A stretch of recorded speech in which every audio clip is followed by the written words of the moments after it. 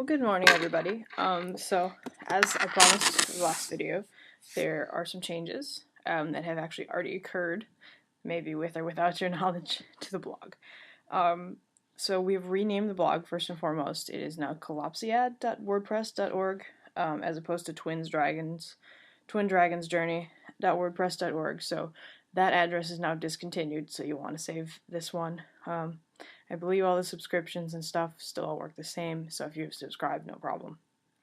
And then the next thing is that we have a schedule now that will be rolling out every week, so there should be content every day. Frankie and I have committed to meeting once over the weekend to set up all of our blog posts for the coming week. So the schedule will be as follows. Our week starts on Monday, which would be today. And it starts off with me talking about my writing and what's going on in Sam Being Published land. Tuesdays will be sort of a world issues day, so we'll talk about sometimes Frankie gets into the wildlife preservation thing. Probably more likely from me, you'll see world issues and American issues. Politics is a hot button topic right now. But I also read a lot of news, so I will share something that I think that everyone should be aware of, sort of in a push to try to make the world a better place, starting with, you. Wednesday is a sort of whatever day, whatever Wednesday. So it's just something that we found interesting that we want to talk to you about today that we're too excited to even contain. Thursday is Frankie's writing day, so she'll tell you about where she's at with her writing. Friday will be a lesson day, or like tips and tricks that we found in the writing world that we would like to impart upon you that might help you with your writing if you're a writer, or things that we just kind of want to go on about how it just made our lives easier. So there's that. Saturday is an art day. Most of the time, Frankie will probably be talking about her writing or her art projects and or things that she found that really excite her. We might talk about covers, either ours or other people's, and then I'll probably find things that I like and just sort of talk about it. I do some art sometimes, but it's not very good. If I'm feeling really motivated, maybe I'll show you some of it. I would say it's probably better than average, but it's not like even close to on par with Frankie's, so it'll look kind of lame in comparison, but maybe I'll show you, who knows. And then Sunday is our review day, so we'll give a review on some TV or books or movies or something story related, and we'll review it, and maybe you want to check it out. Okay, so because it's Monday, it's my writing day. So what I want to tell you about is, so a while back I sort of mentioned the story, and I'll recap it just in case you're seeing this sort of for the first time. I had this this dream, and in my dream, and I've had this dream before, this is real. I'm in sort of like the backyard meadow of a place I used to live, and there's a valley back there, and there's some trees, and so this dream I keep having is I run all the way across the meadow, and it takes a really long time, and I get to these trees and I start exploring what's in the trees, and I found some crazy stuff back there because I keep going back to this place. And so like I've found crazy creatures, like a whole new magical world. I've found like savages. I found people fleeing from the Nazis. Like I found all kinds of crazy things. So the last time I had this dream, I actually started writing a book in the dream. I was like, this would make a fantastic novel. And I sat down in the meadow and just started planning it out. And then I woke up and I was like, oh my god. So I started thinking about how to turn this into a project. And what I've ended up with is this story where there's this girl, and she keeps having this same dream. And she keeps getting further and further and further into these woods to see what's there. And at some point, and this really happened to me, she ran into this like wild little girl who's fleeing from something, and she's really hostile. And somewhere in this girl's mind, she's like, "That's my sister." Like, you know how sometimes in dreams, like, you just have like this revelation, and even though the person looks nothing like the person you know in real life, you just know that that is that person.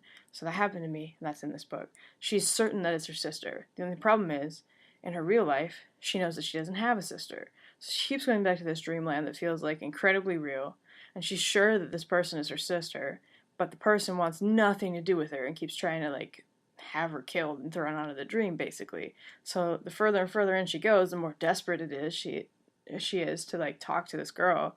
And the further and further in she goes, the more hostile this girl becomes and wants to throw her out. And so obviously there's going to be some conflict there.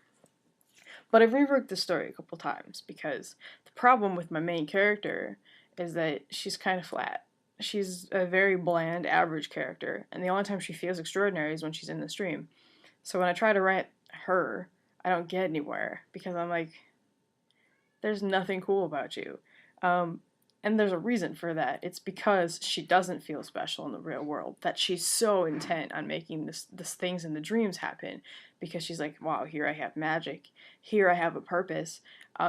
So writing her in the real world has been next to impossible. So the first thing that I did was rework the story, and I changed some things about it. And I'm not going to give you any spoilers, and then the second thing that I did, and this is why it's working now, is I sort of stopped following her. I made her more the subject of the story than I did the main character. So now the main characters are the girl in the dream, who's much more interesting because the reasons that she's trying to kick this girl out are pretty profound. And then the girl's best friend, who has an entirely different perspective of this girl than the girl in the dream. So you get these two opposing viewpoints as the subject moves through the dream. So sometimes I go to Lionna's point of view, which is the girl, and but it's more like exploratory. Like it's her like seeing the dream and it's like, wow, this is a very interesting place and a bunch of crazy things are happening. And but then like her friend Lorelai is very interesting too. She's got like a lot of money, but she just likes to give it away because it's her mom's money and she hates her mom.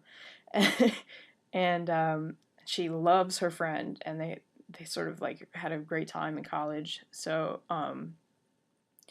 there's that too. So as Lionna gets upset about this dream, she calls on her best friend, like, hey, help me out. I'm really tired and I had this dream. It's freaking me out. And then there's the girl over here who really just wants her out of this land because it's hers. And she's like, she's getting more and more concerned that she keeps pushing onward. She's like, this girl is very powerful and she's going to destroy everything. And so yeah, that's the project that I'm working on right now. My progress with it is that after the second rework, I started over and I started just rewriting it. I got to about 12 or 13,000 words. It's going quite well. It's much more interesting than it was before, so there's that. I love Lorelai and her parents, and the girl in the dream feels more desperate than it did before as well, which was sort of important. And then when I got to that point, I started pulling pieces from the old draft that I had, which was like 30 or 40,000 words.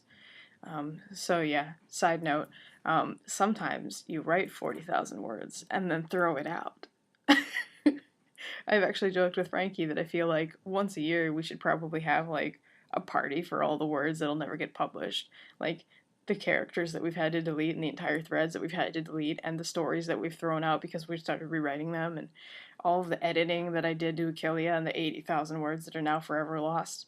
I was like, we should probably just have a party every year and just like get blasted and be like, oh yeah, those were great words, but not good enough. So there's that. So I started pulling old scenes into it, and it's going pretty well. So now the story's at about 20,000 words total, and that's what I'm working on. So there's that. In publishing land, I think I've sold about 32 copies. I made another advertising push the other day, which meant that I got a new little page from Pronoun. And they're like, hey, check out this new page that you've got. And it's got little hot points for each one of the published, or what do you call them, retailers that it's on, so I can link it out. So I posted that and I asked for a share, and I got 5 shares. I think I sold 1 book off those shares, which is better than no books. And then I went to a family event and I threw out some of these little cards that I have. I don't have any of my cards on me, but I don't know if I showed you guys those. I made these little business cards that's basically just the cover of my book and a tiny little synopsis on the back with that little weasel Ashes. So I haven't sold a ton, but I'm not worried about it because I figure If fan fiction is any indication, usually you have to have a few stories out there before people start to really take you seriously. And not only that, when you start to advertise your book and you sell one book and they like it, then they know that they can go back and get more. So I'm not concerned about really advertising strongly with my first book. It's out there. People ask about it, now I can show them. I'm going to concentrate on writing the next book, which is what I'm doing now. So that's me, and that's my update for the day. I think I'm going to aim to keep these at about 10 to 15 minutes at most. So, alright, I'm signing off. See you guys later.